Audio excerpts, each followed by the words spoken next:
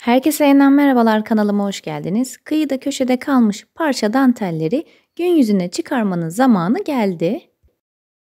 Bir parça dantel ve kırık bir resim çerçevesiyle çok güzel bir fikir vereceğim sizlere. Hemen başlayalım. Öncelikle silikon kalıp ve hamurla desenler çıkaracağım. Bu hamuru kendim yapıyorum. Kanalımda videosu var. Oynatma listesinde bulabilirsiniz.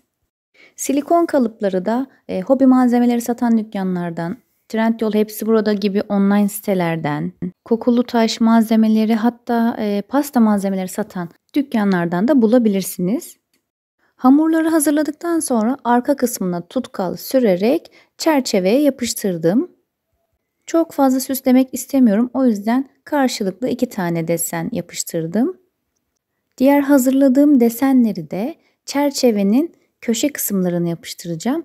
Bu da ayak görev görecek. Hamur ve silikon kalıp yoksa yerine ne kullanabilirsiniz? Bu konuda da fikir vermek istiyorum. Süslemek için danteller, güpürler, boncuk, bir kolye ucu gibi malzemeler yapıştırabilirsiniz. Çünkü üzerini boyayacağız. Ayakları içinse dilerseniz hazır kutu ayağı yapıştırabilir veya büyük boncuklar da kullanabilirsiniz. Zemini hazırladıktan sonra boyamaya geçtim ama boyamadan önce yaklaşık bir gün kadar bekledim. Rahat boyanabilmesi için hazırlanan hamurların üzerinin biraz böyle kabuklaşması gerekiyor. Sertleşen hamur bozulmadan daha rahat boyanabilir. Her ne kadar videoda rengini tam yansıtamamış olsam da turkuaz rengi boya kullanıyorum. Boyanın gerçeğe en yakın görüntüsü videonun sonundaki fotoğraflarda var.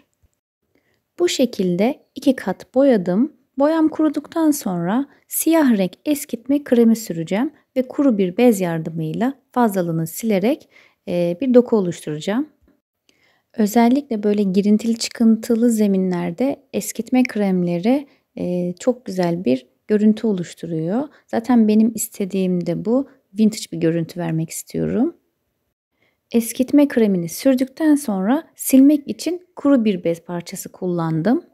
Ve boyanacak alanın her yerini bu şekilde uygulamaya devam ettim.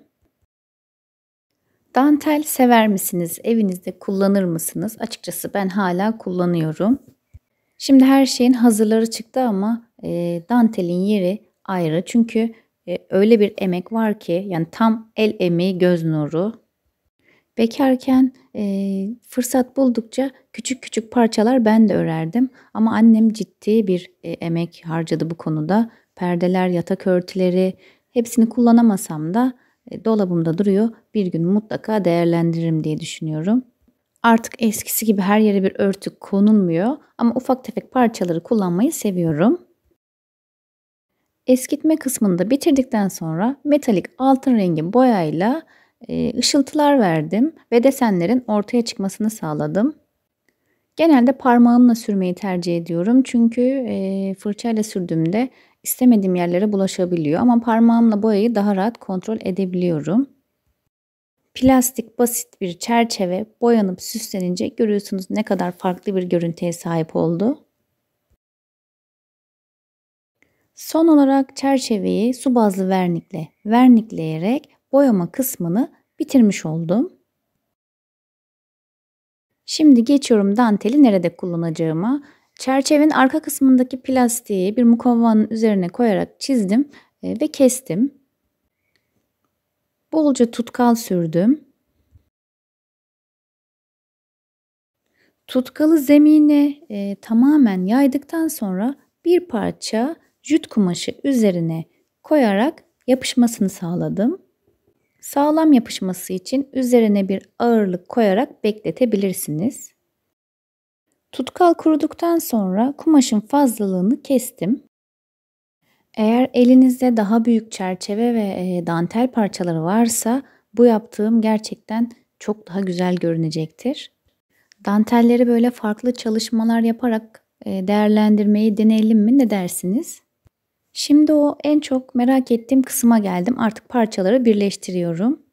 Öncelikle yerleştirirken kaymaması için dantelin kenar kısımlarına minik minik çift taraflı bantlar yapıştırdım. Ve videoda da gördüğünüz şekilde hazırladığım kumaşın ortasına yerleştirdim. Çerçevenin camını takıp herhangi bir toz, iz kalmaması için temizledikten sonra hazırladığım bu parçayı çerçeveye yerleştirdim. Çerçevenin yanlarında böyle çentikler olmadığı için birazcık orta kısmı bombeli durdu. Ben de kağıt bantla yapıştırarak o kısmını düzelttim. Daha sonra ortadaki bu kötü görüntüyü gizleyebilmek için yine bir parça jüt kumaşı yapıştırarak daha estetik durmasını sağladım. Videonun sonunda size kullanım alanı ile ilgili 2 tane fikir verdim ama dilerseniz ayak takmayarak duvara da asabilirsiniz. Hatta böyle farklı boyutlarda çerçeveler ve farklı danteller kullanarak da güzel bir duvar dekoru oluşturabilirsiniz. Ama ben mini kahve tepsisi olarak kullanmayı düşünüyorum. Yorumlarınızı bekliyorum. Bugünlük de benden bu kadar. Videoyu beğendiyseniz eğer beğen butonuna basmayı, kanalıma abone olmayı ve yanındaki zil işaretine tıklayarak bildirimleri açmayı unutmayın. Bir sonraki videolarda görüşmek üzere. Kendinize çok iyi bakın. Hoşça kalın.